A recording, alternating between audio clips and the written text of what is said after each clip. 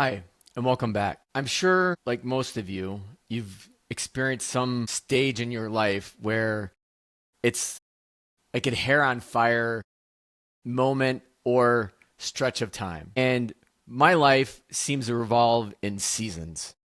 Seasons with my kids, seasons with my wife Teresa, seasons with my business, with TAMMA. And every year I know I have a season where I just feel like my hair's on fire and I'm just trying to keep things together. And that season is called tax season. And as I just wrapped up the 2024 tax season, I was having a conversation with Dennis Mosley Williams, who is a good friend of mine and coach.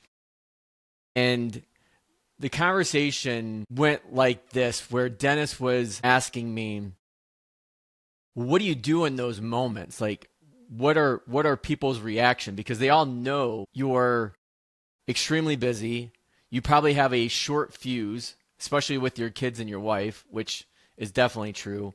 I usually try to prep my kids and Teresa before tax season and remind them as I'm going through it.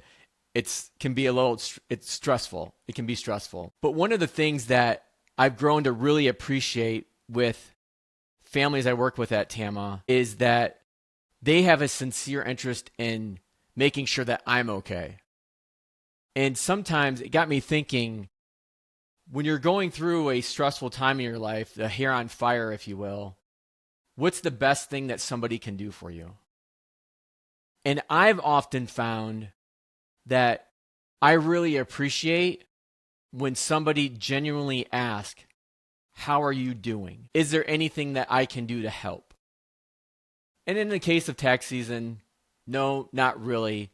But the fact that somebody cares enough about me to ask me how I'm doing is extremely meaningful. And I think about this too in dealing with or working with families that are going through all kinds of different life transitions.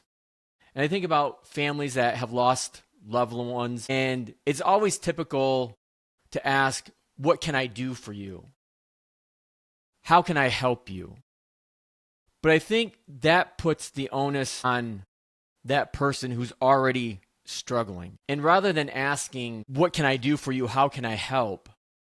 Is to take a step back and think about, what does that person really need right now?